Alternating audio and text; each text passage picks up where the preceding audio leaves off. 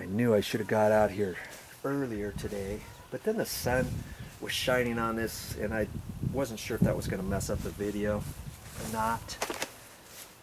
And I think I've got enough time. Okay, I've got my inline little drip bubblers like I showed you before. I'm going to put those in there. I'm going to put them all around, and I'm just going to take my little electrical cutters to cut the pipe.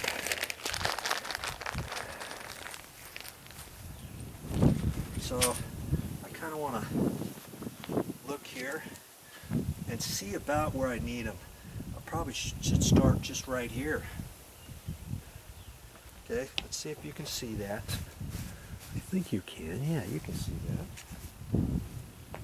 Okay, so I'm just going to cut this. And after you cut it, just kind of squeeze it a little bit and open up the end a little bit. Okay. Now I can put that inline bubbler on there, right there. Hold it and twist it. Make sure you get it pushed all the way in there. Okay, that's where my first bubbler is going to live, right like that.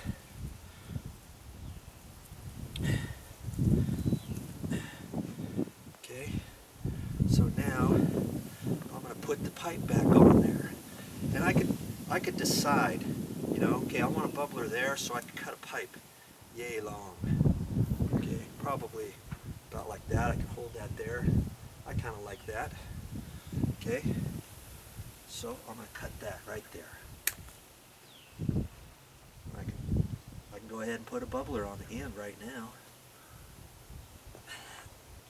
If it's going on hard, you can put some spit on it or whatever. Now I can put it on this one.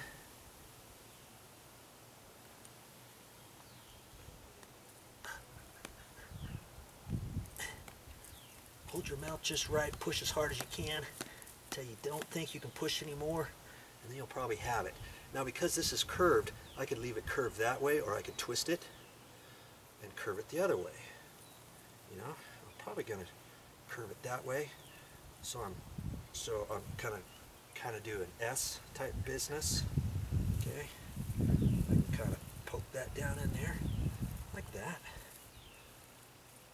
and see, if I had some of those little metal stakes, a U-shaped stake, I just take that and push it down and hold it, you know. But because I don't,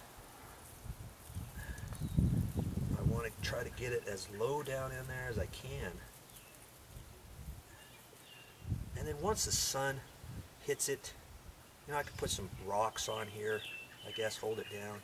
And then once the sun hits it, it's gonna kind of loosen it up a little bit to bend down.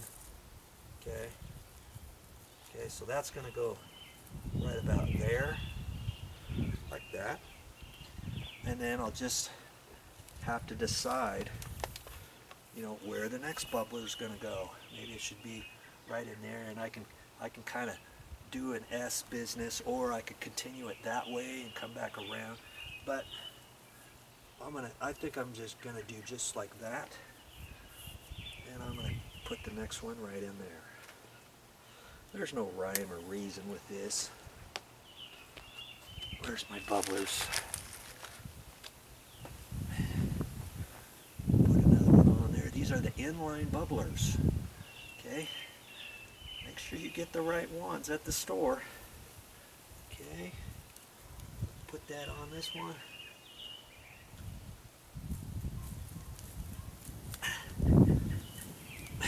And I guess if I wanted, I could put a T on there and run the pipe that way and this way. You know, back in here, put the T before the bubbler. I could have done something like that if I wanted. I don't think I'm going to need to.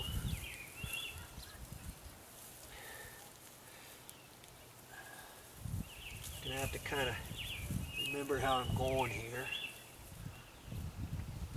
And then I think I'll just do this loop here. Something like that. I think I like that right there. Make sure you get enough bubblers at the store. This is a 25 pack.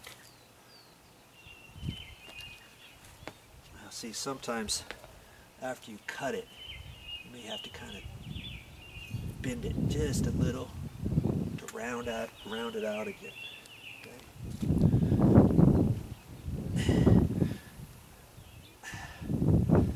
Like that.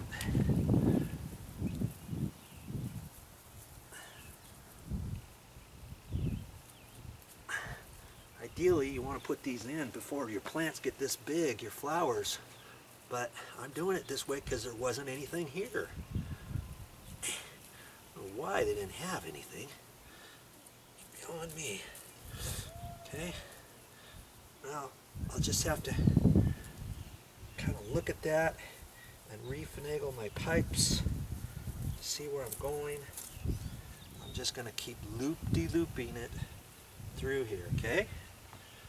Easy, Greasy, you can do it too.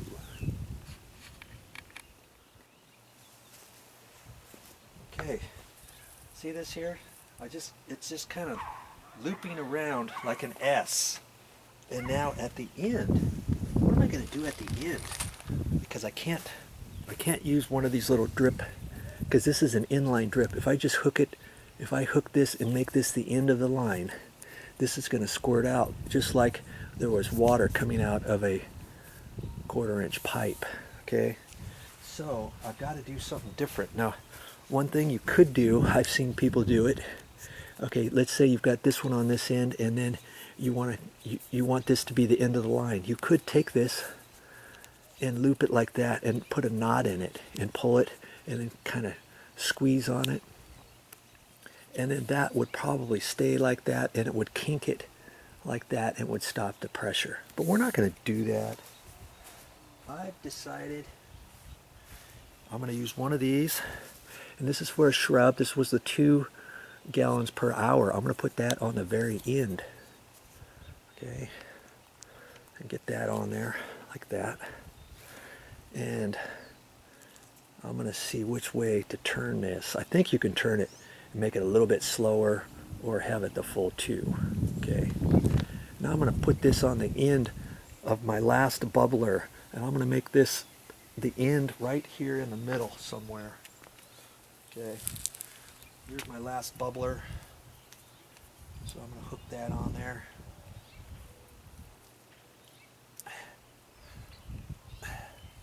And I'm going to get that in such a situation. And see, I can twist it, and I can have it right up in here. Okay, about like that. And I'll get a little bit extra water right there at the end instead of having the bubbler there. Okay, and I can look at that and see about if I have full coverage, which I think I do right there. I want this bubbler over a little bit further I can. You know, maybe I want it about there. So I'm going to situate this, and now I'm going to kind of push it down in here and pull this stuff out, you know, gently, so I can get it all woven down towards the bottom. That's my next step. Okay, I got that woven down in there as best I can. And like I say, if I had some of those little U-shaped wires, I could poke them down in there. Or if I have any rocks, I can kind of weight them down, and then when the sun comes out and heats this up, it's going to contour down in there. It's going to lay a little bit flatter. All right. Okay. Now for this next bit, and I've got just enough time before dark to get it done. That's all I got for this time, but I'll be back with more videos.